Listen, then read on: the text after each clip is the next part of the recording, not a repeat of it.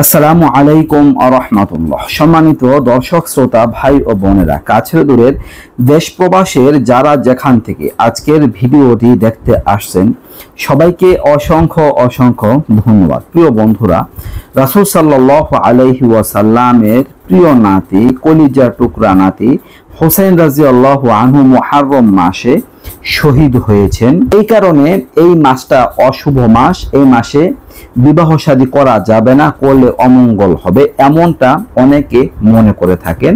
প্রিয় দর্শক, এই কথার সাথে ইসলামের কোনো সম্পর্ক নেই।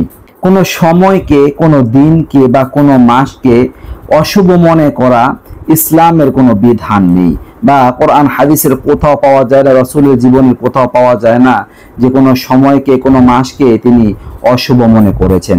তো এই মাসে বিবাহ শাদী করা সম্পূর্ণ বৈধ, কোনো সমস্যা নেই। বাকি 11টা মাসে যেমন বিয়ে শাদী করা যাবে, মুহররম মাসেও বিয়ে করা যাবে। অনেকে আবেগের বশবর্তী হয়ে এই মাসে বিয়ে শাদী করা বা আনন্দের কোনো অনুষ্ঠান করা কি খুবই অশুভ বা খারাপ মনে করেন, এমন কোনো সুযোগ নেই। যদি এমন করি তাহলে এটা মৃত্যু বার্ষিকী পালন করা হলো, শোক পালন করা হলো। ইসলাম এগুলোকে সমর্থন করে না। তো দর্শক, আমরা অন্যান্য মাসে যেমন বিয়ের কাজ করব, মুহররম মাসেও করতে পারবো, কোনো সমস্যা নেই। তবে মুহররম মাসের আশুরার দিনে, যেহেতু এটা অতীত থেকেই সম্মান, মুসা আলাইহিস সালাতু ওয়াস সালামের যুগ থেকে এর সম্মান, পরবর্তীতে হোসেন রাদিয়াল্লাহু আনহু শহীদ হয়েছেন, মুসলমানদের কাছে এটি খুবই স্মরণীয় একটি দিন।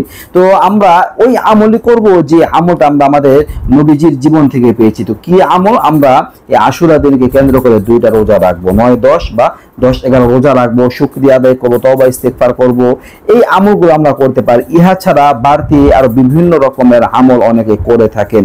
যেহেতু হোসেন রাদিয়াল্লাহু আনহু শহীদ, অনেকে মৃত্যু বার্ষিকী পালন করেন, শোক পালন করেন, তাজিয়া, বিভিন্ন মিছিল করেন, কান্নাকাটি করেন। এগুলো ঠিক না, আমাদের বিরত থাকতে হবে। তো আশা করি বুঝতে পারছেন। নিত্য নতুন আরো ভিডিও পেতে সবাই পাশে থাকবেন। এই পর্যন্ত। আসসালামু আলাইকুম ওয়া রাহমাতুল্লাহ।